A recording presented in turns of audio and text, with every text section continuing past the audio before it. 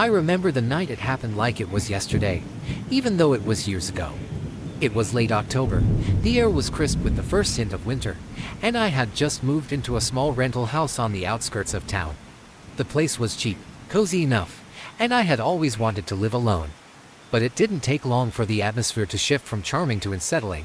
The house was old, probably built in the early 1900s, and had a creaky, worn-out feel to it. The floorboards groaned underfoot, and the windows rattled with the slightest breeze. But that was just part of its charm, or so I told myself. The first few nights were quiet, uneventful. I got settled in, and packed, and started to make the place feel like home. Then, one night, things started to change. I was lying in bed, half asleep, when I heard a noise coming from downstairs. It was a soft tapping sound, rhythmic and deliberate, like someone was knocking on the walls. At first, I brushed it off as the house settling. But the sound continued, persistent, as if it was moving through the house. I sat up in bed, straining to hear. The tapping seemed to be coming from the living room, near the front door. My heart started to race as I tried to make sense of it. I wasn't expecting anyone, and it was well past midnight. Gathering my courage, I grabbed my phone and crept downstairs. The house was dark, the only light coming from the street lamp outside. The tapping had stopped, but the silence that followed was even more unnerving. I stood in the living room, listening, waiting. After a few minutes, I convinced myself that it had been nothing, just the house settling or an animal outside. I checked the door, locked it, and headed back upstairs to bed, but sleep didn't come easily that night. I kept replaying the sound in my head, trying to figure out what it could have been.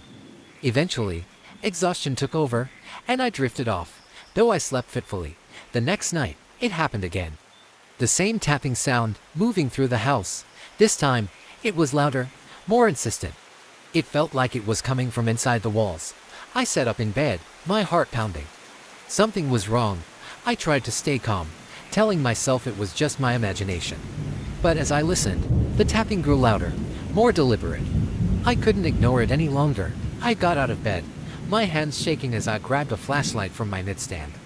The house was dark, almost oppressively so. The tapping had stopped again, but the air felt heavy, like something was lingering just out of sight. I made my way downstairs, shining the flashlight ahead of me.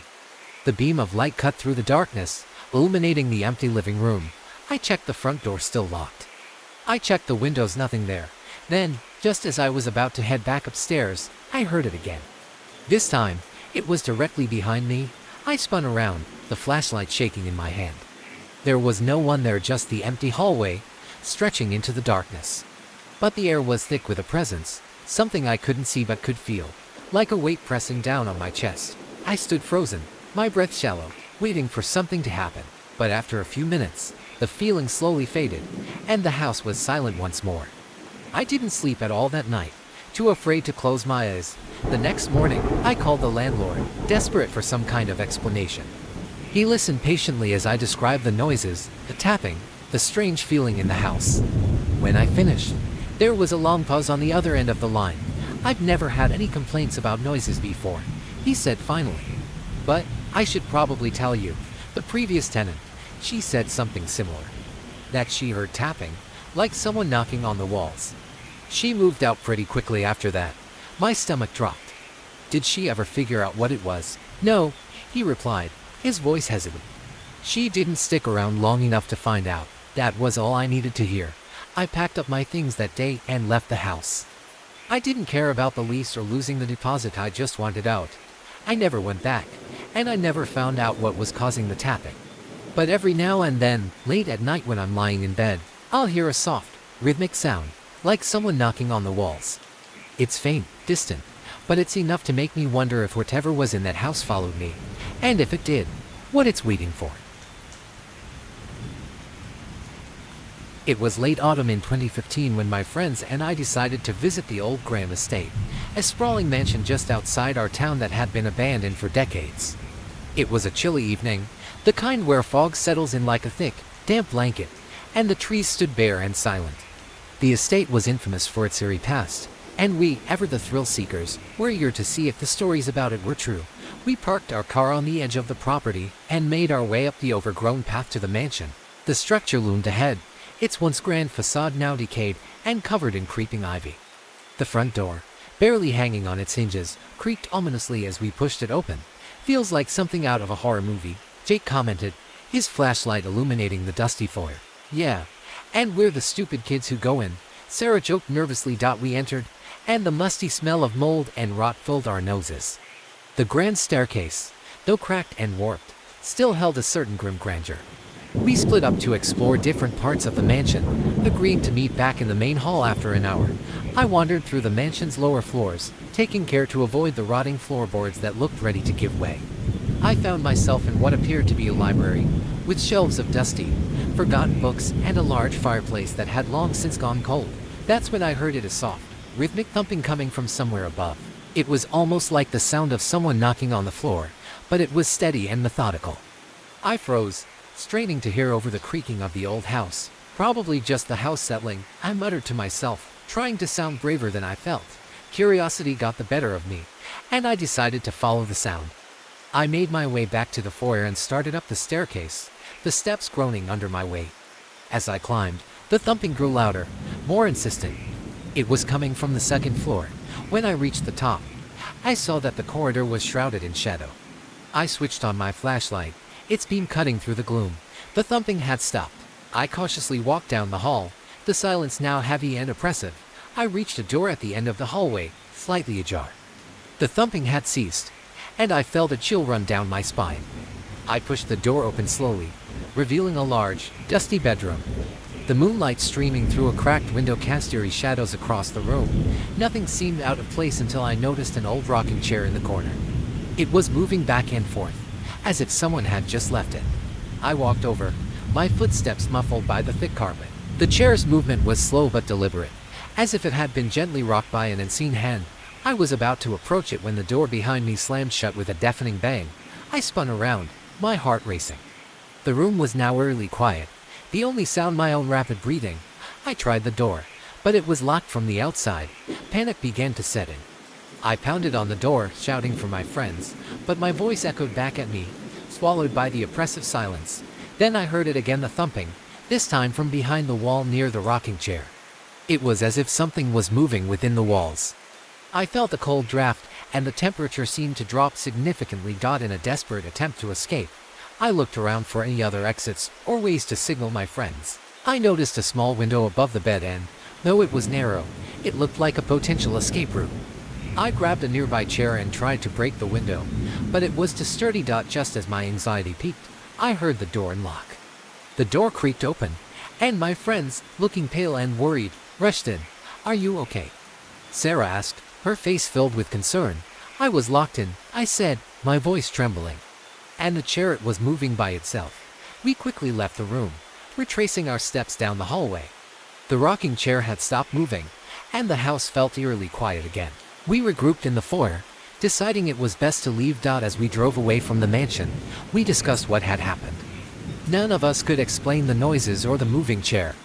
We all agreed that the Graham estate had a palpable sense of foreboding and that some things were better left undisturbed. Though we left unscathed, the experience left a lasting impression. To this day, I can't shake the feeling of being watched or the memory of that rocking chair moving on its own. The Graham estate remains a chilling reminder that some places hold secrets best left buried. It was a chilly October night when my friends and I decided to spend the evening at the old Mitchell house, a Victorian mansion on the outskirts of town. The house had long been rumored to be haunted, and we were eager to put the local legends to the test. We didn't expect to find anything more than a few creaks and groans from an old house, but what we experienced that night was far more unsettling. Mitchell House had been vacant for decades. It stood on a hill, shrouded in overgrown ivy and surrounded by a wrought iron fence. As we approached, the moonlight cast long shadows across the property, and the mansion's tall, dark windows seemed to watch us. We had heard that the house was built in the late 1800s by a wealthy industrialist who vanished mysteriously. Since then, strange occurrences and ghostly sightings had been reported by anyone brave enough to venture close. We entered through the front door, which creaked ominously as we pushed it open. Inside, the air was musty, filled with the scent of mold and decay. The grand foyer was decorated with faded wallpaper and dusty furniture. We set up a few flashlights and a couple of cameras, ready to document our adventure. Our group consisted of me, Jake, Emily, and Sarah, we decided to split up to explore different parts of the house. I took the upstairs with Emily, while Jake and Sarah stayed downstairs. We agreed to meet back in the foyer in an hour. As we ascended the staircase, the wooden steps groaned under our weight. The second floor was a maze of dimly lit corridors and closed doors. We explored each room, finding nothing more than old furniture covered in white sheets. The atmosphere was heavy, and every small sound seemed amplified in the silence. We entered a bedroom with a large, antique bed and a cracked mirror hanging over a dusty dresser. Emily went to investigate the mirror while I checked the closet. As I opened the closet door, a cold draft swept through the room, causing the hairs on the back of my neck to stand on end. "Did you feel that?" I asked Emily. "Yeah, it's freezing in here," she replied, shivering slightly. We continued our exploration, and that's when we heard it, a loud bang from downstairs, followed by what sounded like a low, guttural moan. We exchanged uneasy glances. "Let's go check on Jake and Sarah," I suggested. As we hurried down the stairs, the house seemed to come alive. The temperature dropped even further, and the air grew dense with an unsettling stillness. We reached the foyer and found Jake and Sarah looking pale and shaken.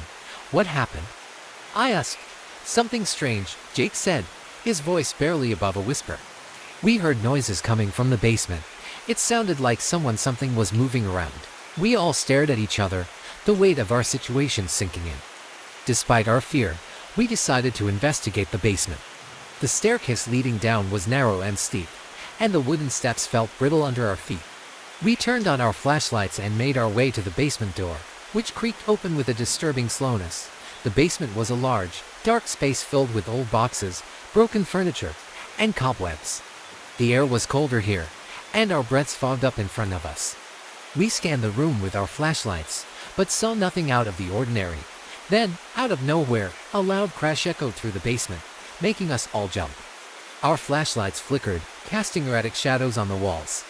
We turned to see a large crate that had fallen over, its contents spilling onto the floor. As we moved closer, we saw that it was filled with old, decaying books and papers. "I think we've seen enough," Emily said, her voice trembling. "Let's get out of here." We hurried back up the stairs, and as we reached the foyer, we noticed the front door was slightly ajar.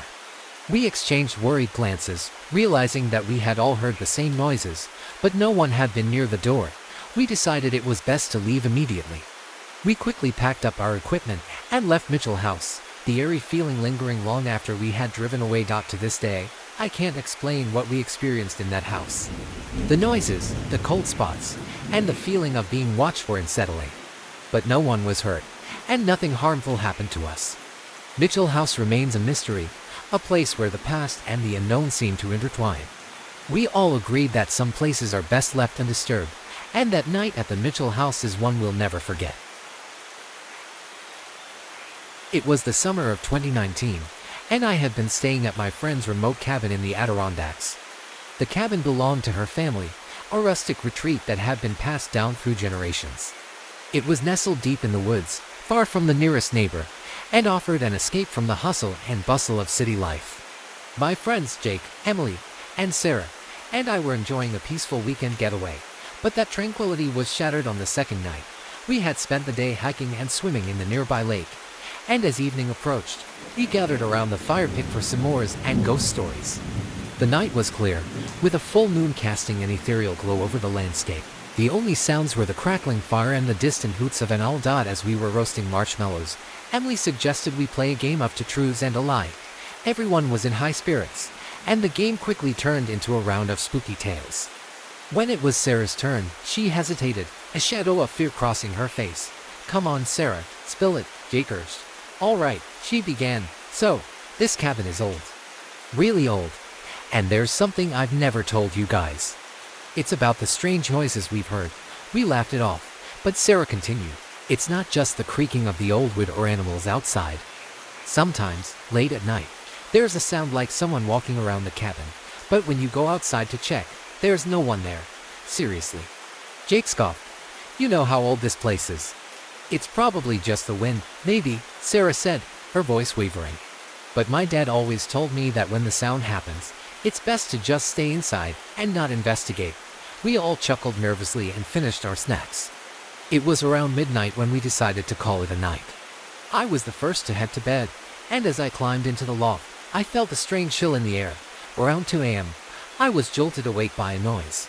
It was faint at first, but it quickly became clear. It sounded like footsteps, deliberate and slow, moving around the cabin. I listened intently, my heart racing. The noise seemed to come from below, right outside the loft. I tried to rationalize it as an animal, but the rhythm of the footsteps was too deliberate. I got up quietly and peeked through the small window in the loft. The moonlight barely illuminated the area, but I could see nothing unusual. The footsteps continued, now accompanied by what sounded like scratching at the walls. I decided to wake the others. I quietly descended the stairs and tapped on Jake's shoulder. "Jake, wake up. Do you hear that?" He gradually opened his eyes and listened. The footsteps had stopped, and the cabin was eerily silent. "You must have been dreaming," he said. "Let's just go back to sleep." But I couldn't shake the feeling that something was wrong. I decided to check outside, despite Jake's protests. With a flashlight in hand, I cautiously opened the door and stepped out onto the porch. The night was still and unnervingly quiet.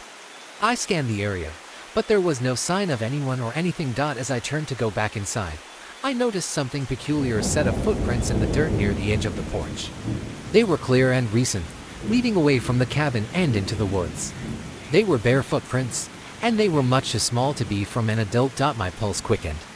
I snapped a few pictures with my phone, then hurried back inside, locking the door behind me. I woke the others and showed them the photos. Everyone was visibly shaken, but we tried to convince ourselves that it was just an animal, perhaps a child playing a prank. The rest of the night was restless. None of us slept well, and we all kept an ear out for any more strange sounds. By morning, the footprints were gone, and there was no trace of anything unusual outside. We spent the rest of the weekend on high alert but encountered no more strange occurrences. As we packed up to leave, Sarah finally spoke up. "My dad always said that if you hear the footsteps, it's a warning. Not a threat, just a sign that something or someone is watching." We laughed off the tension and made our way back to the city, but the experience left a lasting impression on us. To this day, I still wonder about those footprints and the footsteps we heard. The cabin remains a place of both fond memories and unsettling mysteries. In October of 2022, I joined a group of friends for a weekend camping trip in the dense woods of Black Hollow. The area was known for its natural beauty, but also for its unsettling stories, tales of eerie sightings, and inexplicable occurrences that kept most locals away after dark. We arrived late in the afternoon, and after setting up our tents near a small, serene lake, we enjoyed a typical campfire evening, roasting marshmallows, telling stories, and laughing about our shared excitement. The forest was alive with the sounds of crickets and the occasional hoot of an owl. The sky was clear, and the stars shone brightly, giving us a sense of peaceful isolation. As night fell, the temperature dropped, and the forest grew quiet. We decided to take a short evening hike along the nearby trail, which wound around the lake and into the deeper woods. With our flashlights casting eerie shadows, we ventured into the darkness, the trees towering over us and their branches swaying gently in the breeze. The hike was enjoyable until we reached a particularly dense part of the forest, where the trees seemed to close in around us. That's when we noticed something peculiar: a soft, rhythmic thumping sound that seemed to come from just beyond our line of sight. At first, we thought it was the sound of an animal, but it had a strange, almost mechanical quality to it. "Did anyone else hear that?" I asked, trying to peer through the darkness. "Yeah," replied Jake, the most skeptical of us all. "It's probably just a tree branch hitting another branch." We continued on, though the sound persisted, growing louder and more disconcerting. It was a steady, pulsing beat that seemed to follow us as we walked. Our flashlights flickered as we ventured further, and the air grew colder. We joked nervously, trying to keep our spirits high, but the rhythm of the thumping seemed to match the increasing chill in the air. We reached a small clearing with an old, abandoned cabin that we had never seen before. It was weathered and partially hidden by overgrown vegetation, with a sagging roof and boarded-up windows. The thumping noise seemed to come from inside the cabin. "Let's check it out," Emily suggested, her curiosity evident despite the growing sense of unease. Reluctantly, we approached the cabin. The door, though partially ajar, resisted when we tried to push it open. We managed to wedge it open enough to peer inside. The interior was pitch black, save for the dim light from our flashlights. The thumping was louder now, coming from somewhere deep within the cabin. We shined our lights around but saw nothing but dust-covered furniture and cobwebs. The rhythmic noise continued, almost as if it was emanating from the very walls. "I don't like this," I said, feeling a growing sense of dread. "Maybe we should head back." As we turned to leave, the door slammed shut with a force that rattled the entire cabin. We jumped, and the thumping noise abruptly stopped. For a moment, there was complete silence, the kind that pressed in on your ears and made your heartbeat feel loud and out of place. We tried to force the door open, but it wouldn't budge. Panic set in, and we scrambled to find another way out. Our flashlights caught sight of something strange, a faint, glowing mark on the floor, near the center of the room. It was a circle with intricate symbols that seemed to pulse with a faint light. Just as we were trying to make sense of it, the door creaked open by itself, and the thumping resumed, but this time it was distant, as if it was retreating from us. We didn't wait around to investigate further. We fled the cabin and made our way back to the campsite, our nerves frayed and our breaths visible in the cool night air. Once we were safely back by the fire, we discussed what had happened.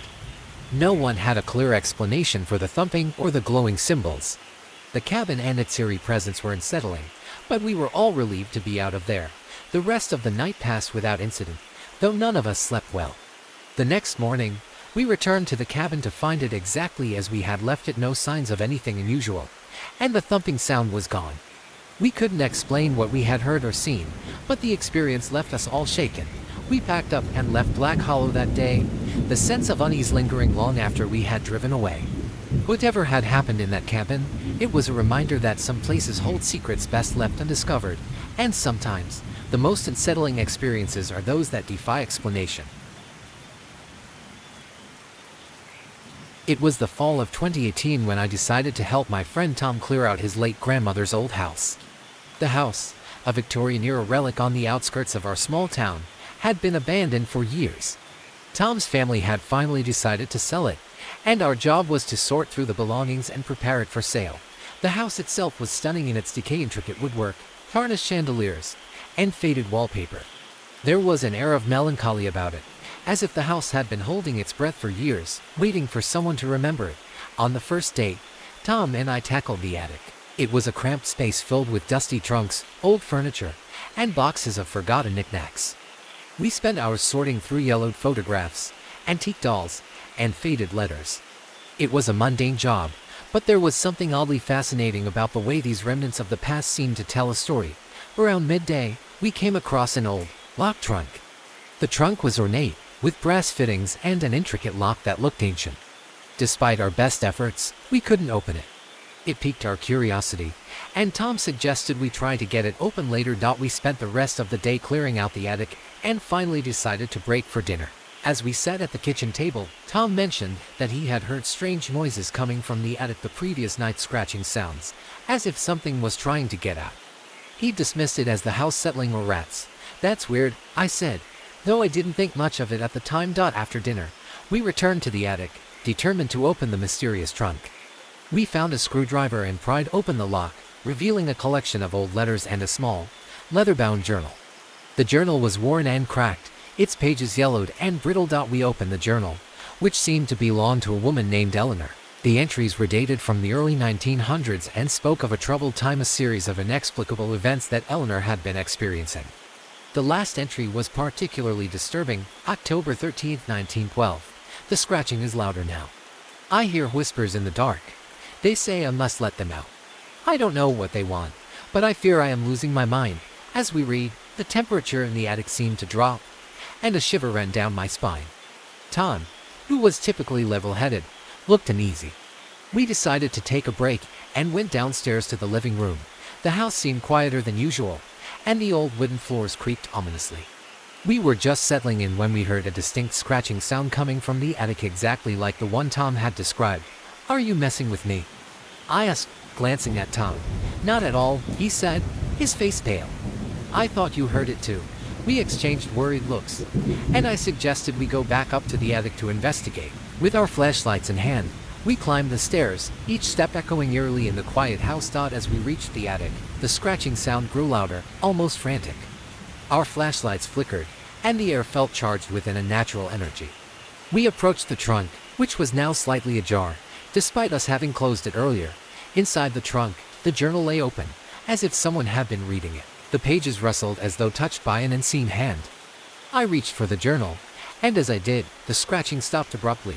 We examined the trunk thoroughly but found nothing else unusual. The attic fell silent again, and the air seemed to return to normal. We decided to leave the attic for the night, though the unsettling feeling lingered. The next day, we returned to the house but found no signs of anything unusual. The journal and letters remained where we left them, and the attic was as quiet as any ordinary old space. To this day, I can't shake the feeling of that night.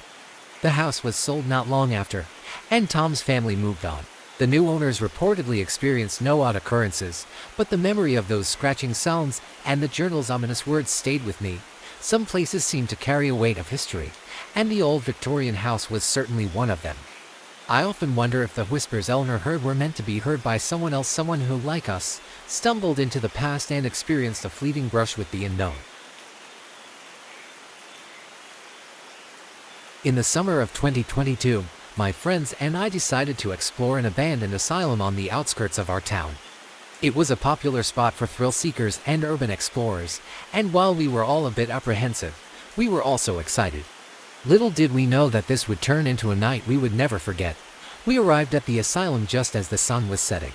The building loomed before us, a decaying structure with broken windows and rusted gates. As we approached, the sky darkened quickly, and an uneasy feeling settled over us. "Are we sure about this?" Lisa asked, her voice wavering as she looked at the shadowy outline of the asylum. "It'll be fine," I reassured her. "We'll just stick together and be out before midnight." The asylum's entrance was a gaping maw, and we hesitated before stepping inside. The interior was as we'd expected, dusty, with peeling wallpaper and creaking floorboards. We had brought flashlights, and their beams cut through the darkness as we explored the crumbling hallways. We ventured deeper into the asylum, our footsteps echoing off the walls. Each room was filled with old medical equipment, rusted beds, and remnants of a time long past. Despite the eerie atmosphere, we were having fun, making jokes and snapping photos. It was when we reached the old electroshock therapy room that things started to get strange. The room was filled with ancient machines, their metal parts twisted and broken. In the center of the room was a large chair, its straps still attached. The sight of it made my skin crawl. "Let's take a photo here," Jake suggested, trying to lighten the mood. As we posed for the picture, the lights flickered. We all laughed it off, but the air seemed to grow colder. I felt a shiver run down my spine, but I shrugged it off, attributing it to the drafty building. We continued exploring, finding more unsettling sights, patient records scattered across the floor, old staff uniforms, and strange symbols painted on the walls. It was fascinating but increasingly disturbing. Our adventure took a turn when we stumbled upon the basement stairs. The stairs were steep and narrow, descending into total darkness. I hesitated but eventually decided to check it out. We switched on our flashlights and descended, the air growing colder and more oppressive with each step. At the bottom, we found a large, dimly lit room filled with old filing cabinets and broken furniture. There was an unsettling stillness in the air. We spread out, looking through the drawers, when we heard a soft, rhythmic noise, a tapping sound, like someone knocking on a door. The tapping grew louder and more insistent. We looked at each other, uneasy. "Is anyone else hearing that?" Lisa asked, her voice trembling. "Yeah, but it's probably just the building settling," Jake said, though he didn't sound convinced. We moved towards the source of the noise, our flashlights flickering in the dim light.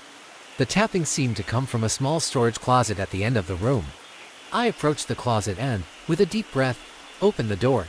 Inside, there was nothing but old, dusty supplies. The tapping stopped abruptly as the door swung open. We all stood there, bewildered, trying to make sense of what we'd just experienced. Suddenly, the lights flickered more violently, and we heard a low, mournful wail that seemed to come from the very walls of the asylum. The sound was chilling, and the temperature in the room dropped noticeably. We huddled together, our fear palpable. "This place is giving me the creeps," Lisa said, her voice barely above a whisper. "We should get out," I agreed, trying to stay calm. Now, we hurried back upstairs, our steps echoing in the empty halls. The asylum seemed to come alive with strange noises, whispers, creaks, and the occasional distant bang. As we exited the building, the night air felt like a breath of fresh air, and we didn't stop until we were safely back in the parking lot. We sat in the car, our nerves still frayed from the experience. We couldn't explain what we had heard or felt in that basement. The asylum, with its eerie atmosphere and strange sounds, had left us with an unsettling feeling that stayed with us long after we left. The next day, We found out that the asylum had been the site of numerous experiments and was notorious for its troubled history. Some of the stories seemed to match our experience, but we still couldn't be sure of what we had encountered. We all agreed that while the adventure had been thrilling, it was also a stark reminder of how unsettling places like that can be. We never went back to the asylum, and to this day, the memory of the strange noises and the cold, oppressive air of that basement remains with us, a chilling reminder of the night we ventured into the unknown. It was the winter of 2021, and my friends and I had decided to escape our busy lives for a weekend at a secluded cabin in the mountains. The cabin was an old, charming structure, surrounded by dense forest and reachable only by a long, winding road. We were here for a break from technology and the city, ready to unwind in the serene, snowy landscape. We arrived late in the afternoon, the sun setting quickly and casting long shadows across the snow-covered ground. The cabin, though old, was warm and inviting. We unpacked and spent the evening by the fire, laughing and catching up. The snowstorm outside made the world seem far away, cocooned in our little retreat. The first night passed uneventfully, but as the second night approached, an odd sense of unease began to settle over us. It started with a low, persistent hum, like a distant engine, that seemed to come from outside the cabin. We dismissed it as the wind or perhaps a nearby generator, though it seemed out of place in the otherwise silent forest. Around midnight, we decided to take a walk in the snow, hoping to clear our heads. We bundled up and ventured outside, the snow crunching beneath our boots. The forest was eerily quiet, the only sound the occasional gust of wind rustling through the trees. The hum was still there, faint but constant. We wandered for about an hour, the darkness around us deepening. Just as we were about to head back, we saw something strange in the distance. Between the trees, a faint light flickered. It looked like a lantern or perhaps a flashlight, but it was moving in a way that suggested it was being carried by someone. Who else could be out here? Mark asked, squinting into the darkness. I don't know, I replied. But let's check it out. We followed the light cautiously, weaving through the trees. The hum grew louder, blending with the crunch of snow under our feet. The light moved further away, leading us deeper into the forest.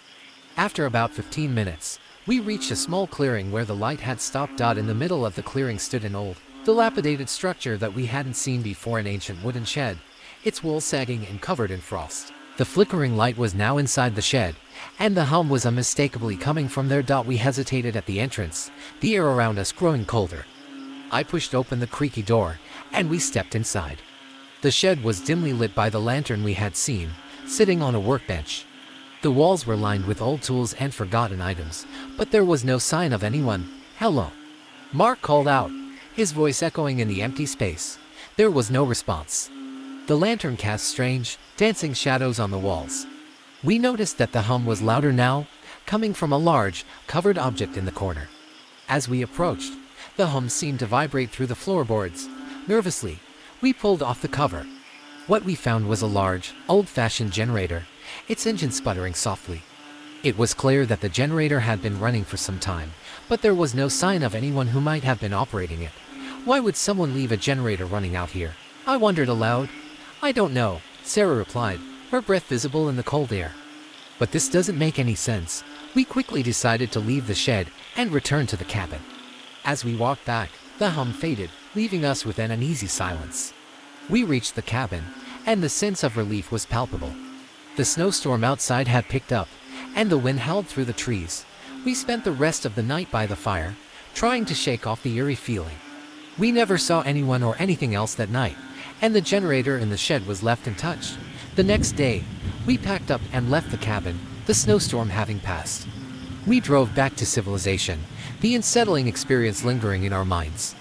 We never figured out who had been operating the generator or why it had been left running in the middle of nowhere. To this day, the mystery of the moving light and the strange hum in the woods remains unsolved. We all agreed that some experiences are best left unexplained, and we've never returned to that remote cabin.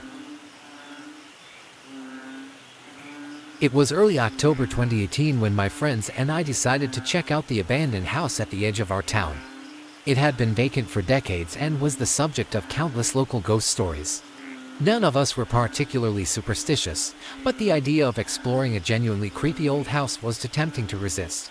The house was a Victorian relic, its once grand facade now marred by time and neglect. We parked our car a few hundred yards away and approached on foot, our flashlights piercing the encroaching darkness. The evening air was crisp, with a hint of fall in every breath, but there was something else, a subtle heaviness that seemed to follow us as we walked out. As we reached the front steps, the house loomed above us, its windows like hollow eyes staring into the night. The front door creaked open with an unsettling groan, as if welcoming us inside. We hesitated but then stepped into the foyer, our footsteps echoing on the dusty wooden floor. "Looks like the place hasn't been touched in years," said Jake, shining his flashlight over the rotting wallpaper and cobweb-covered chandeliers. The first floor was relatively unremarkable: old furniture draped in sheets, a grand piano missing keys, and countless layers of dust. We moved from room to room, our voices rising and falling in the eerie silence. It felt like we were intruding on a forgotten world. It wasn't until we reached the basement door that things took a turn. The door was slightly ajar, and a faint, musty odor seeped out. We exchanged uneasy glances but decided to explore it anyway.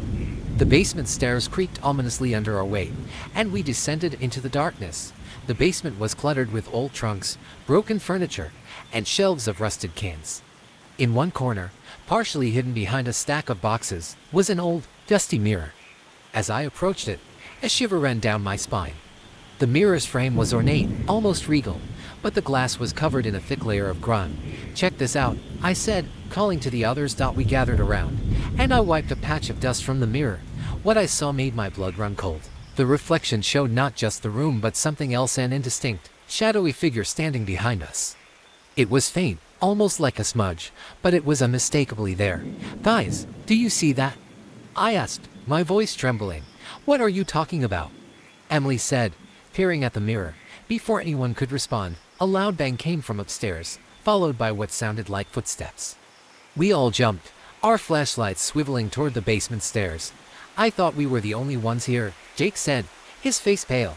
"I don't know," I said, trying to sound more confident than I felt. "Maybe it's just the house settling." We decided to investigate the noise, our nerves fraying with each step. As we reached the ground floor, the sound of footsteps stopped. The house was eerily silent again. We moved cautiously through the rooms, but there was no sign of anyone else. "Maybe it was just a raccoon or something," Sarah suggested, though her voice betrayed her anxiety. We decided to leave the house, our curiosity now outweighed by our fear. As we walked back to the front door, I glanced over my shoulder at the basement stairs. The mirror's reflection still haunted me, and I couldn't shake the feeling that we had missed something. When we reached the safety of the car, we all breathed a sigh of relief. The house, with its shadows and noises, felt like a world apart from the normalcy of the outside world. That night, we recounted our experience, trying to piece together what had happened. We never found a logical explanation for the shadowy figure or the footsteps, but we all agreed on one thing: the house had an unsettling presence. A few weeks later, curiosity got the better of me. I went back to the house alone during daylight hours. The mirror was still there, but it was now covered in a fresh layer of dust. I took a deep breath and wiped the grime off again, but the reflection wasn't changed. It showed the room behind me, empty and quiet. I left quickly, feeling a strange mix of relief and lingering dread. The house remained a mystery, and despite our safety, I couldn't shake the feeling that something else was watching us from within those walls. It was an experience I wouldn't forget, a reminder that some places hold secrets better left undisturbed. It started when I was driving alone at night, heading back from a weekend visiting family in the countryside. The road was long and straight, cutting through miles of thick, dark forest. I had driven this route countless times, but this time felt different. Maybe it was because I had left later than usual, and the night was deeper, the shadows thicker. Or maybe it was because something was different. The first hour of the drive was uneventful. The hum of my car's engine and the rhythmic passing of trees helped calm my nerves. The road was deserted, with no other headlights in sight. I tuned the radio to a local station, but the signal was weak, fading in and out of static. Eventually, I gave up and turned it off, leaving me alone with my thoughts and the endless stretch of road ahead. It was around then that I noticed the headlights in my rearview mirror. They appeared out of nowhere, at first distant but quickly getting closer. The sudden presence of another car startled me. I hadn't seen any other vehicles for miles, and now, out of the darkness, there they were, gaining on me. At first, I didn't think much of it. Maybe it was another late-night traveler, someone as eager as I was to get home. But as the car drew closer, something about it unsettled me. It didn't pass me, even though there was plenty of room. Instead, it stayed right behind me, too close for comfort. Its headlights were bright and glaring, reflecting harshly in my mirrors.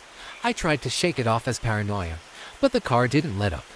It followed me for miles, its headlights locked onto my rear bumper. Every time I slowed down, it slowed down too. When I sped up, it matched my speed. It was like a game of cat and mouse, and I was the prey. My heart started to race. I glanced at the clock. It was well past midnight now, and there was still no sign of civilization. Just the same dark road, the same towering trees, and that car, creeping closer and closer. I tried to rationalize it. Maybe the driver was lost, or maybe they were tired and zoning out, unintentionally tailing me. But deep down, I knew something was off. My instincts were screaming at me to get away, to put as much distance between myself and that car as possible. I spotted a turnoff up ahead, a narrow gravel road that led deeper into the forest. Without thinking, I jerked the wheel and swerved onto it, hoping the sudden change of direction would throw off my unwanted follower.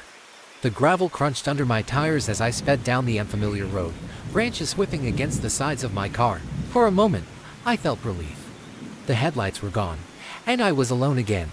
But then, in the rearview mirror, I saw them, to distant pinpricks of light, far behind but unmistakable. The car had followed me. Panic set in. I had no idea where I was going.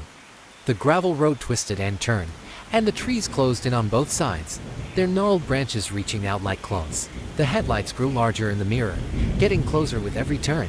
I floored the gas pedal, trying to outrun them, but the road was rough, and my car bounced and jolted with every dip and bump. My breath came in short gasps, and my hands were slick with sweat as I gripped the steering wheel. And then, just as suddenly as it had appeared, the car was gone. The headlights vanished, leaving me in total darkness. I slowed down, my heart pounding in my chest, and pulled over to the side of the road. I turned off the engine, cutting the lights, and sat there in the silence, straining to hear any sign of movement. Nothing. Just the wind in the trees and the distant chirping of crickets. I waited for what felt like an eternity, but the car never reappeared. Eventually, I started the engine again and carefully turned around, heading back to the main road. My nerves were still on edge, but the feeling of being followed had dissipated. When I finally made it home, I collapsed onto my bed, exhausted and shaken. I couldn't stop replaying the night in my head. The headlights, the relentless pursuit, the eerie stillness after they disappeared. It all felt like a bad dream, but it wasn't a dream. It was real, and I still don't have an explanation for it. I've driven that road many times since then, but I've never seen that car again. Yet every time I drive through those woods at night, I can't help but glance in the rearview mirror, half expecting to see those headlights reappear, chasing me down that endless road into the dark unknown. It was a chilly evening when my friends and I decided to take a detour to an old, abandoned asylum just outside of town. We had heard rumors about it being haunted, and though we were skeptical, the idea of exploring a place with such a dark history intrigued us. The asylum was an imposing structure, its brick walls and broken windows giving it a foreboding presence. The stories about it being haunted were numerous, sightings of shadowy figures, eerie noises, and inexplicable events. We figured that it would be just another overblown legend, but we wanted to see for ourselves. We approached the building cautiously, the once grand entrance now crumbling and overtaken by vines. Our flashlights cut through the encroaching darkness as we made our way inside. The air was thick with dust and a musty odor, the silence punctuated only by the occasional drip of water from a leaky ceiling. The first few rooms we explored were typical of abandoned buildings, peeling paint, broken furniture, and a general sense of decay.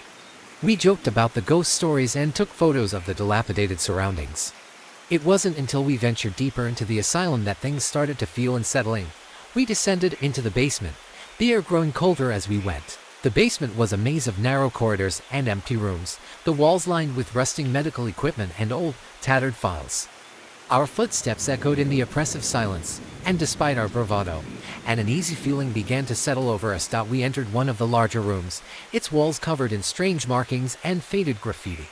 In the middle of the room was an old metal table, its surface covered in grime. As we examined the room, a loud bang came from somewhere in the distance. We all jumped, our flashlights swiveling to locate the source of the noise. Probably just something falling, Jake said, trying to sound nonchalant. Though his voice betrayed his nerves, we decided to investigate, following the noise down a dark corridor. The sound grew louder, and we realized it was coming from a large, heavy door at the end of the hallway. The door was slightly ajar, and we could hear a low, rhythmic thumping from within. I hesitated but pushed the door open. Inside was a room filled with old medical equipment and dusty beds. In the center of the room was a small, wooden chair with leather straps attached to it. The thumping noise seemed to come from the chair itself. I shone my flashlight on it, and the noise abruptly stopped. "What's that?" Emily asked, her voice barely above a whisper. "I don't know," I said, my heart racing. "It's probably just something shifting." We approached the chair, and as we did, the thumping noise started again, but this time it seemed to come from behind us. We spun around, our flashlights scanning the room. The air felt heavier, as if it was pressing down on us. Suddenly, we heard a faint, ghostly whisper, almost like a soft, distant murmur. The whispering seemed to come from all directions, and the temperature in the room dropped noticeably. The hairs on the back of my neck stood on end. "We need to get out of here," Sarah said, her face pale. We quickly made our way back to the main hallway, our footsteps quickening as we left the unsettling room behind. The whispering grew fainter as we moved away, but the oppressive feeling remained. When we finally emerged from the basement, we were all visibly shaken out. As we stood outside, catching our breath and trying to calm down, we noticed something strange. The entrance we had used was now partially blocked by fallen debris, as if something had moved to block our exit. We managed to clear a path and get out, but the experience left us deeply unsettled. Later, we tried to rationalize what had happened, but the feeling of being watched and the unexplained noises stayed with us. We all agreed that something about that place felt wrong, like it was more than just an old, abandoned building. To this day, none of us can fully explain the strange noises or the eerie atmosphere of that night. The asylum remains a chilling memory, a reminder that sometimes the things we can't explain are the ones that leave the deepest impressions. Despite the fear, we all made it out safely, but the sense of something inexplicable lingering in that forsaken asylum is something that continues to haunt our thoughts. I was on a road trip with my friends, and we were taking a detour through some remote countryside. We had heard about an old, abandoned farmhouse that was rumored to be haunted. Naturally, we were intrigued and decided to check it out. None of us were particularly superstitious, but we figured it would be a memorable adventure. The farmhouse was located at the end of a long, winding dirt road, flanked by dense woods on either side. As we approached, the sky darkened, and a fog began to roll in, shrouding the landscape in an eerie mist. The house itself was a dilapidated relic, its once grand structure now marred by time and neglect. Despite its forlorn appearance, we were excited to explore. We parked the car and made our way up the creaky steps to the front door. To our surprise, it swung open with little resistance. Inside, the air was musty, filled with the scent of mold and decay. We turned on our flashlights and began to explore. The interior was as expected: dusty furniture covered with sheets, old photographs hanging crookedly on the walls. Everything was fairly ordinary until we stumbled upon the basement door. It was slightly ajar, and a cold draft seeped through the gap. We debated whether to investigate but decided to go down anyway. The basement was cluttered with old boxes, broken furniture, and forgotten relics. In one corner, partially hidden under a pile of old blankets, was a large, ornate mirror. The glass was covered in grime, making it difficult to see clearly. Curious, I wiped the spot clean with my sleeve. The reflection was hazy at first, but as my eyes adjusted, I saw something unsettling. Behind us, in the reflection, there was a shadowy figure standing still. It was indistinct, like a smudge, but it was unmistakably there. "Guys, look at this!" I called out, trying to keep my voice steady. My friends gathered around, their faces illuminated by the flashlight beams. They all saw this dark, formless shape in the mirror. We were all a bit on edge, but Jake, ever the skeptic, tried to rationalize it. "It's probably just a trick of the light or dust." Despite his explanation, the uneasy feeling remained. We decided to leave the basement and investigate the rest of the house, but as we started to head upstairs, we heard a loud bang from the basement. It sounded like something heavy had fallen. Our nerves were on edge, but we braved it and went back down. The mirror was still there, but the shadowy figure was gone. We checked the basement thoroughly, but there was nothing that could explain the noise. The atmosphere felt heavier now, more oppressive. We decided it was best to leave, so we quickly made our way to the front door. As we were about to step outside, the house seemed to come alive with strange noises, creaking floors, distant whispers, and the unsettling sound of footsteps echoing through empty rooms. With a mix of fear and relief, we left the house and returned to our car. The fog outside had thickened, and the moonlight barely penetrated the mist. As we drove away, I couldn't shake the feeling that we were being watched, that something was following us. The shadowy figure in the mirror had left a lingering sense of dread that none of us could ignore.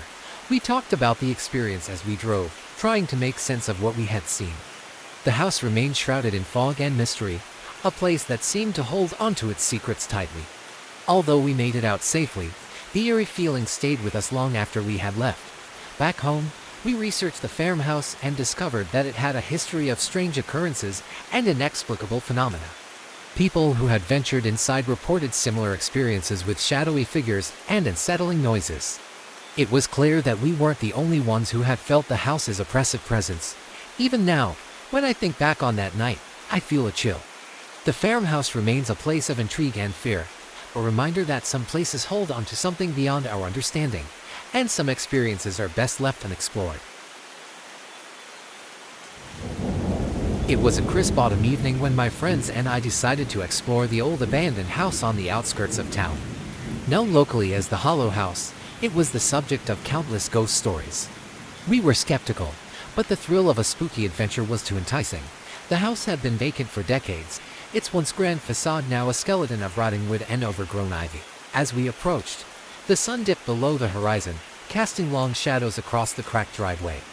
We parked a short distance away and made our way up the front steps, their creaks echoing ominously. The front door, slightly ajar, groaned as we pushed it open. Inside, the air was thick with dust and the scent of mold. The floorboards beneath our feet seemed to whisper and groan with every step. We turned on our flashlights, their beams cutting through the darkness, illuminating old, forgotten furniture draped in sheets and covered in cobwebs. "This place is like something out of a horror movie," Jake said, his voice echoing through the empty rooms.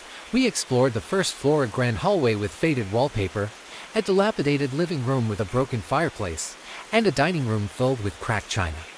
There was an unsettling stillness, broken only by the occasional creak of the house settling. As we ventured to the basement, we found an old door hidden behind a stack of boxes. The door was partially open, revealing a steep set of stairs leading into pitch darkness. We exchanged nervous glances but decided to investigate. Descending the stairs, we were enveloped by an oppressive chill.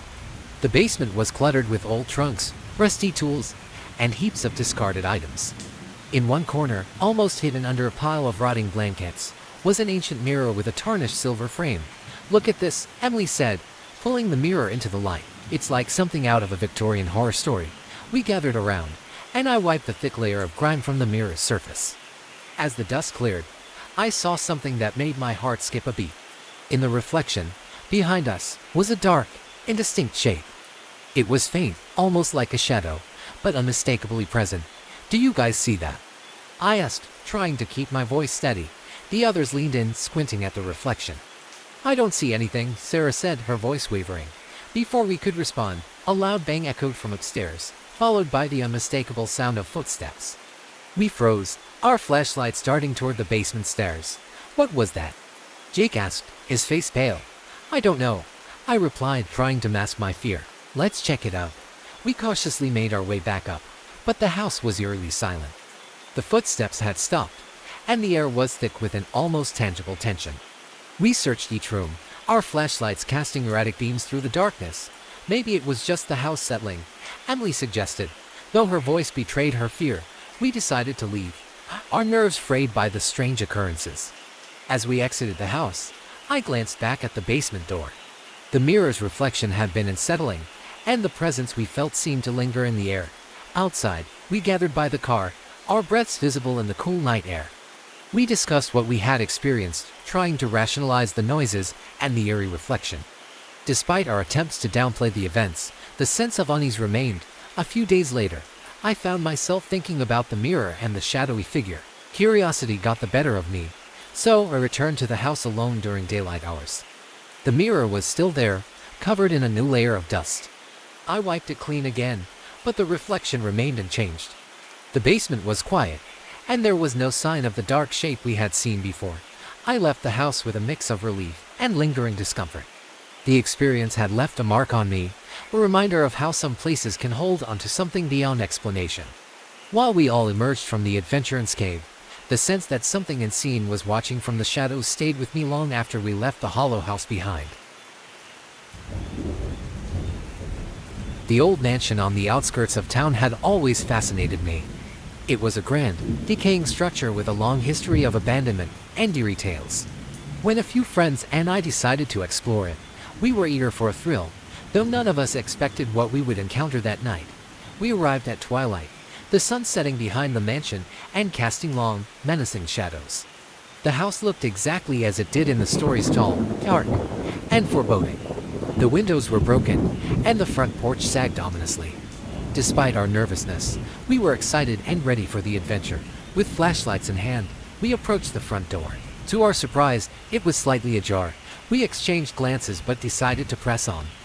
The creaking door opened with an unsettling groan, revealing a dusty floor cluttered with old furniture and cobwebs. We took cautious steps inside, our flashlights cutting through the darkness. The interior was as neglected as we had imagined: old, tattered drapes, furniture covered in sheets, and the musty smell of mildew. We explored the first floor, moving through the rooms, but nothing seemed particularly unusual. We joked and laughed, trying to ease the growing tension. It wasn't until we reached the staircase that things took a turn. The stairs led down to what appeared to be a basement. The door to the basement was closed but not locked. We hesitated, but our curiosity got the better of us. We slowly opened the door and descended the creaky steps into the pitch-black basement. The air down there was cooler and heavier. Our flashlights revealed stacks of old boxes, broken furniture, and a cluttered assortment of forgotten items. As we moved deeper, we noticed a peculiar sight: an old, ornate mirror standing against the wall, partially covered in dust. "Hey, check this out," Jake called, his voice echoing in the basement. We gathered around the mirror. The frame was elaborate, almost regal, and the glass, though dusty, seemed to hold a strange allure. I wiped the spot clean and glanced at the reflection. For a moment, I thought I saw something moving in the corner of the room behind us, a shadowy figure that seemed out of place. Did anyone else see that? I asked, trying to keep my voice steady. "See what?" Emily replied, peering at the mirror. "Nothing," I said, shaking off the unease. "Let's keep looking." We continued to explore, but the sense of unease grew stronger. The mirror seemed to draw our attention back, and every time I looked, the shadow seemed to be moving closer. It was as if the mirror itself was watching us. Suddenly, a loud bang echoed through the basement, making us all jump. It came from the direction of the furnace, which was old and rusted. We approached it cautiously, and when we shone our flashlights on it, we saw nothing out of the ordinary, but the noise hadn't settled us. We decided to leave the basement and return to the main floor. As we climbed the stairs, I couldn't shake the feeling that something was wrong. The atmosphere in the house felt thicker, more oppressive. Back in the foyer, we heard a faint, rhythmic tapping sound coming from upstairs. It was intermittent, almost like footsteps moving in a pattern. Our nerves were on edge, but we decided to investigate, hoping to find a logical explanation. We made our way up the stairs, each step creaking loudly in the silence. The tapping grew louder, leading us to an old bedroom at the end of the hallway. We slowly pushed open the door and looked inside. The room was empty, except for an old rocking chair in the corner that was gently swaying back and forth, despite there being no draft. "Okay, this is officially creepy," Sarah said, her voice trembling. We watched the chair for a moment, the rhythmic rocking seeming almost deliberate. The tapping sound stopped abruptly, leaving us in an uncomfortable silence. We decided it was best to leave, the eerie atmosphere too much for our nerves. As we exited the mansion, the oppressive feeling lifted. Outside, the night air felt refreshing, and we laughed nervously, trying to shake off the fear. Though we all made it out safely, the experience left a lasting impression. We never found an explanation for the shadowy figure in the mirror or the mysterious noises. The mansion remained a haunting memory, a reminder of how sometimes curiosity can lead you into the unknown and unexplained. A few years ago, my friends and I decided to take a road trip through the countryside. We had heard about a supposedly haunted inn, the old Hawthorne Lodge, which had a reputation for reoccurrences. The plan was simple: check out the inn, have a laugh, and return home. What happened that night, however, was far from ordinary. We arrived at the lodge just before dusk. The building was a grand old structure, but years of neglect had left it looking dilapidated and foreboding. We parked in front of a large, weathered porch and made our way inside. The interior was just as we expected, dusty, with old furniture covered in sheets and creaky floorboards. The innkeeper, an elderly woman named Mrs. Thompson, greeted us. She was kind but seemed a bit too eager to show us around. As she led us to our rooms, she mentioned that the inn had been closed for years but had recently reopened. She seemed relieved to have guests, though there was a strange, almost anxious energy about her. After settling in, we decided to explore. We started in the basement, which had an old bar and a game room. The basement was dimly lit, and the air felt unusually cold. As we played a few rounds of pool, we heard strange noises, thumps, and creaks that seemed to come from nowhere. We joked about it being the ghosts trying to lighten the mood, but the sounds grew more frequent and unsettling. Our exploration led us to the third floor, which was locked off. Curiosity got the better of us, and with some effort, we managed to force the door open. The hallway was lined with old photographs of the lodge's past guests. They were black and white, some showing solemn faces and others with unsettling, white-eyed stares. We continued down the hall, which ended at a door marked Archive. Inside, we found old ledgers and guest books, some dating back to the early 1900s. Among the documents was a journal with entries detailing strange happenings at the lodge, disappearances, sightings of shadowy figures, and eerie noises. As we read through the journal, a sense of unease settled over us. The entries mentioned a tragedy that occurred in the lodge, but details were vague. Just as we were about to leave, the temperature in the room plummeted. Our breath became visible, and we could see our own breath misting in the cold air. "Let's get out of here," I suggested, trying to mask my fear. We hurried back to the main floor, where Mrs. Thompson was waiting in the lobby. She seemed more anxious now, her eyes darting around nervously. "We've been hearing some strange noises," I said. "Is everything okay?" She offered a forced smile. "The house has a history. Sometimes it has quirks." We decided to turn in for the night, but sleep didn't come easily. I kept hearing soft, shuffling footsteps outside my door, but whenever I looked, there was no one there. My friends had similar experiences, whispers and flickering lights, but no one else was awake to confirm these disturbances. Around midnight, a loud bang jolted us all awake. It sounded like it came from the basement. We gathered in the hallway, whispering nervously. The inn was eerily quiet now, the previous noises having ceased. We decided to investigate, making our way cautiously downstairs. The basement was dark and still, the bar and game room empty. The only sound was the occasional drip of water from a leaky pipe. Suddenly, a cold draft swept through, and we heard a distinct, mournful cry, a woman's voice, distant but unmistakable. The cry seemed to come from the far end of the basement, near a small, locked room we hadn't noticed before. "We need to leave," Emily said, her voice trembling. We agreed and rushed back to our rooms, our hearts pounding. The rest of the night was restless, and we packed up and left early the next morning. As we drove away, I glanced back at the lodge. It stood silent and imposing, a relic of a past we barely understood. The events of that night remained with us, an unsettling reminder that some places are best left undisturbed.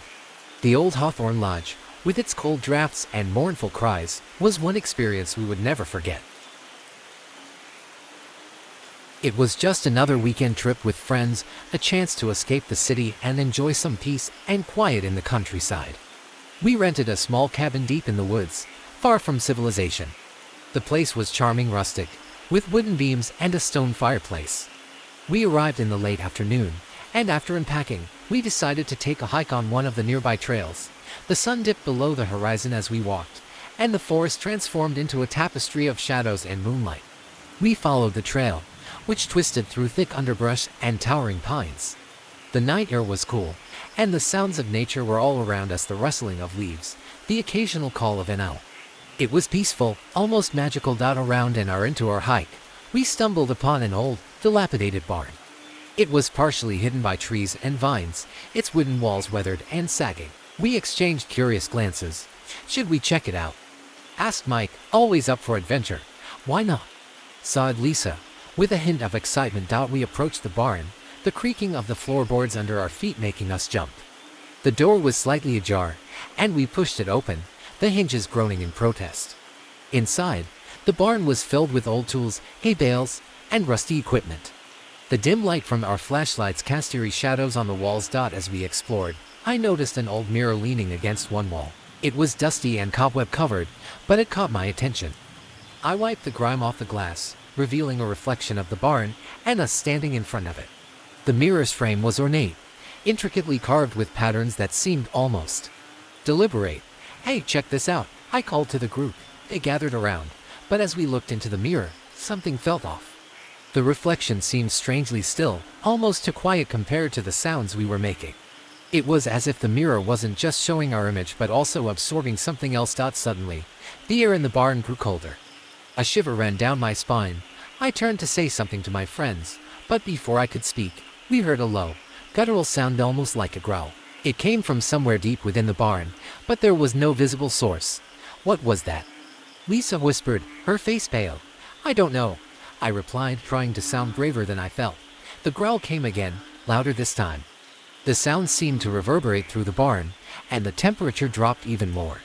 My flashlight flickered, and I noticed a shadow moving in the mirror's reflection.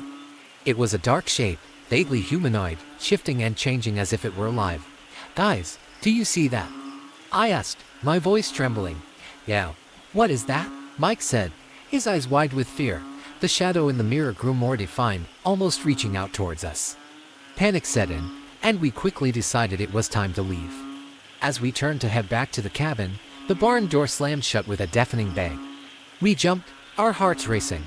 "We need to get out of here," I shouted. We struggled with the door, but it wouldn't budge. The growling continued, louder and more aggressive. We pounded on the door, and after what felt like an eternity, it finally creaked open. We rushed outside, stumbling through the dark forest, our breaths coming in frantic gasps. Once we reached the cabin, we slammed the door behind us and locked it. The growling faded into the distance, replaced by the normal sounds of the night. We sat around the fireplace, trying to calm down and make sense of what had happened. None of us could explain the shadow in the mirror or the growling we heard. We spent the rest of the night jumpy and on edge, but nothing else occurred. By morning, the sun's light had a soothing effect, and the fear from the night before began to fade. We never went back to the barn, and we cut our trip short, eager to return to the familiarity of home. The experience left us all shaken, and though we survived without harm, the memory of that night lingered. It was a reminder that some places hold secrets that are better left undisturbed, and that sometimes the shadows in the mirror might be more than just a trick of the light. Last year, I had the unnerving experience of visiting an old, abandoned farmhouse on the outskirts of our town. It was a place we'd heard about from local legends, rumored to be haunted and steeped in unsettling stories. Curious and skeptical, my friends and I decided to check it out one evening. Just as the sun was setting, the house was isolated, surrounded by dense woods that seemed to close in on it. As we drove up the long, gravel driveway, the sun dipped below the horizon, casting long, eerie shadows across the field. We parked at the edge of the driveway, our headlights illuminating the dilapidated structure. The old farmhouse stood as a grim relic of the past, with broken windows and a sagging roof. We approached the front door, which hung slightly ajar. A cold draft seeped out, carrying with it the musty scent of decay. We hesitated, exchanging uneasy glances, but our curiosity won out. With a collective deep breath, we stepped inside. The floor was dark and silent, the air thick with dust. Our flashlights cut through the gloom, revealing cobwebs in every corner and old furniture draped in white sheets. The entire place felt frozen in time, as though it was waiting for someone to return. As we moved through the rooms, each one seemed more unsettling than the last. The living room had an old piano, its keys cracked and covered in dust. In the dining room, an ancient table was set with rusted silverware, as though it had been prepared for a meal decades ago. The deeper we went, the more oppressive the atmosphere became. It was when we reached the basement door that things took a turn. The door was half open, and a musty, damp smell wafted up the stairs. We exchanged nervous glances but decided to explore. The basement stairs creaked ominously under our weight, and as we descended, the temperature dropped noticeably. The basement was cluttered with old, forgotten items, broken furniture, dusty crates, and an old, flickering light bulb hanging from the ceiling. In the far corner, partially hidden behind a stack of boxes, was an old mirror. Its frame was ornate but tarnished, and the glass was covered in grime. "Check this out," I said, my voice echoing in the stillness. We gathered around the mirror, and I wiped away some of the dust. What I saw made my blood run cold. The mirror's reflection showed not only us but something else, an indistinct shadowy figure standing just behind us. The figure was faint, barely discernible, but it was there. "Guys, look at this," I said, my voice trembling. "What are you talking about?" Jake asked, peering into the mirror. Before anyone could respond, a loud bang echoed from upstairs, followed by what sounded like footsteps. We all jumped, our flashlights swinging toward the basement stairs. "Did someone else come in?" Emily whispered, her face pale. "I don't think so," I said. "We were the only ones here." We decided to investigate the noise, though I felt a growing sense of dread. As we reached the ground floor, the footsteps stopped. The house was eerily silent, and the oppressive atmosphere seemed to close in around us. We moved cautiously through the rooms, but there was no sign of anyone else. The house felt unnervingly empty, and the feeling of being watched was palpable. "We should leave," Sarah said, her voice quivering. We quickly made our way back to the front door. As we stepped outside, cool night air was a welcome relief. We glanced back at the house, its dark windows staring back at us like empty eyes. The drive home was quiet, each of us lost in our thoughts. The shadowy figure in the mirror and the mysterious footsteps remained unexplained. We talked about it briefly, trying to rationalize what we had seen and heard, but nothing seemed to make sense. The next day, I returned to the house alone, driven by a mix of curiosity and lingering unease. The mirror was still there, but nothing had changed. The shadowy figure was gone, and the house was just as abandoned as before. As I left, I couldn't shake the feeling that the house held secrets that were better left undisturbed. The experience left a lasting impression on me, a reminder that some places carry an unsettling weight, and sometimes it's better to leave them alone. Last year, I had the unnerving experience of visiting an old, abandoned farmhouse on the outskirts of our town. It was a place we'd heard about from local legends, rumored to be haunted and steeped in unsettling stories. Curious and skeptical, my friends and I decided to check it out one evening. Just as the sun was setting, the house was isolated, surrounded by dense woods that seemed to close in on it. As we drove up the long, gravel driveway, the sun dipped below the horizon, casting long, eerie shadows across the field. We parked at the edge of the driveway, our headlights illuminating the dilapidated structure. The old farmhouse stood as a grim relic of the past, with broken windows and a sagging roof. We approached the front door, which hung slightly ajar. A cold draft seeped out, carrying with it the musty scent of decay. We hesitated, exchanging uneasy glances, but our curiosity won out. With a collective deep breath, we stepped inside. The floor was dark and silent, the air thick with dust. Our flashlights cut through the gloom, revealing cobwebs in every corner and old furniture draped in white sheets. The entire place felt frozen in time, as though it was waiting for someone to return. As we moved through the rooms, each one seemed more unsettling than the last. The living room had an old piano, its keys cracked and covered in dust. In the dining room, an ancient table was set with rusted silverware, as though it had been prepared for a meal decades ago. The deeper we went, the more oppressive the atmosphere became. It was when we reached the basement door that things took a turn. The door was half open, and a musty, damp smell wafted up the stairs. We exchanged nervous glances but decided to explore. The basement stairs creaked ominously under our weight, and as we descended, the temperature dropped noticeably. The basement was cluttered with old, forgotten items, broken furniture, dusty crates, and an old, flickering light bulb hanging from the ceiling. In the far corner, partially hidden behind a stack of boxes, was an old mirror. Its frame was ornate but tarnished, and the glass was covered in grime.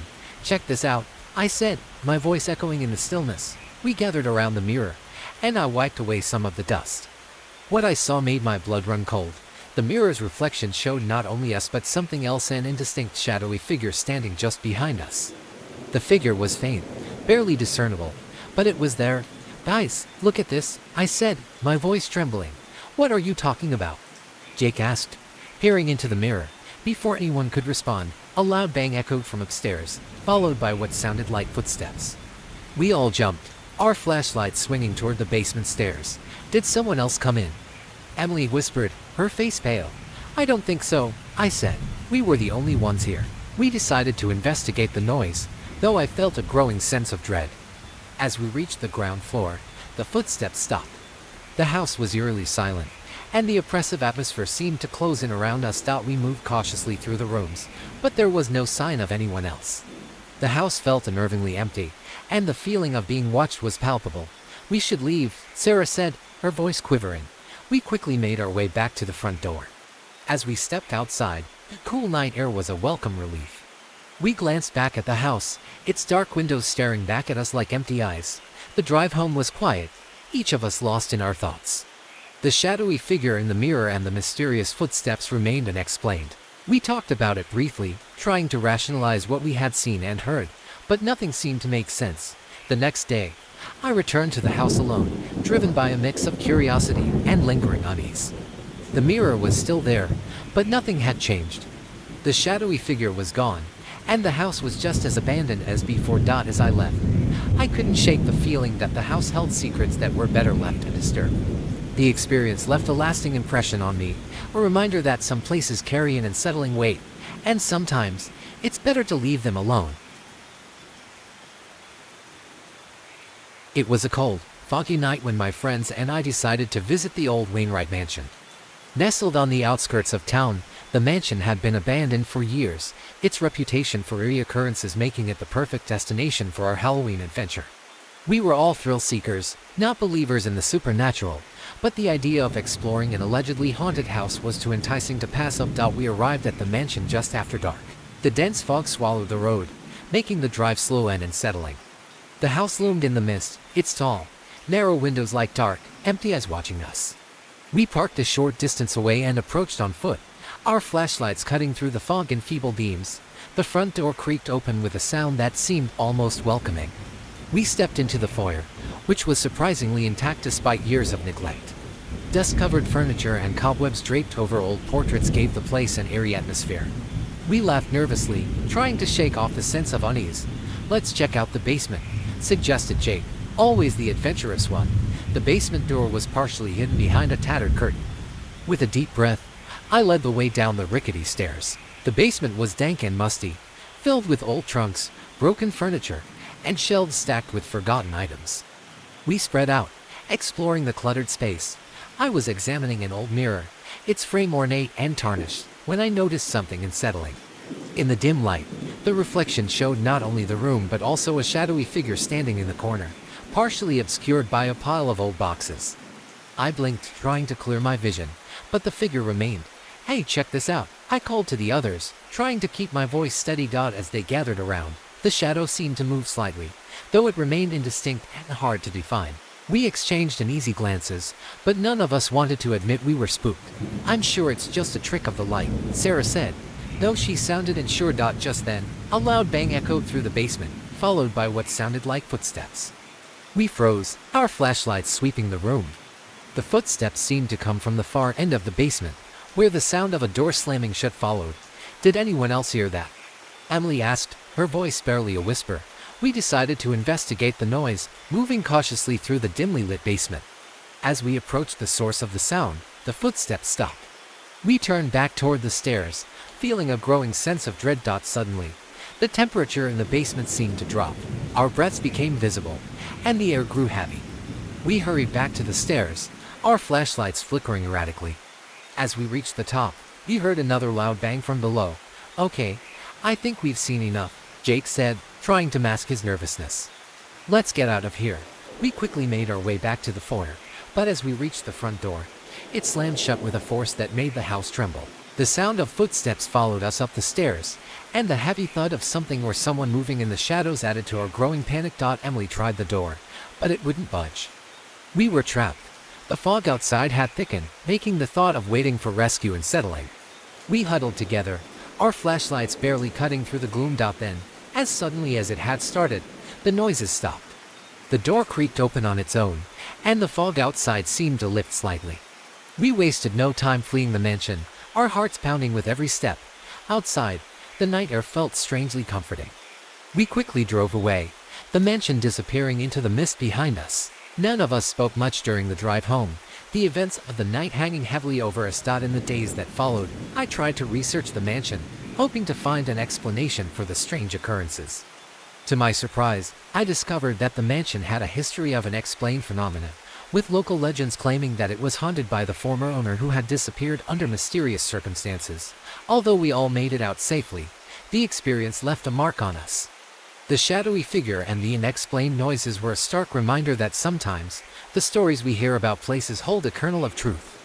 And while we never went back to the Wainwright mansion, the eerie feeling of that night has stayed with me, a chilling memory of our encounter with something beyond explanation.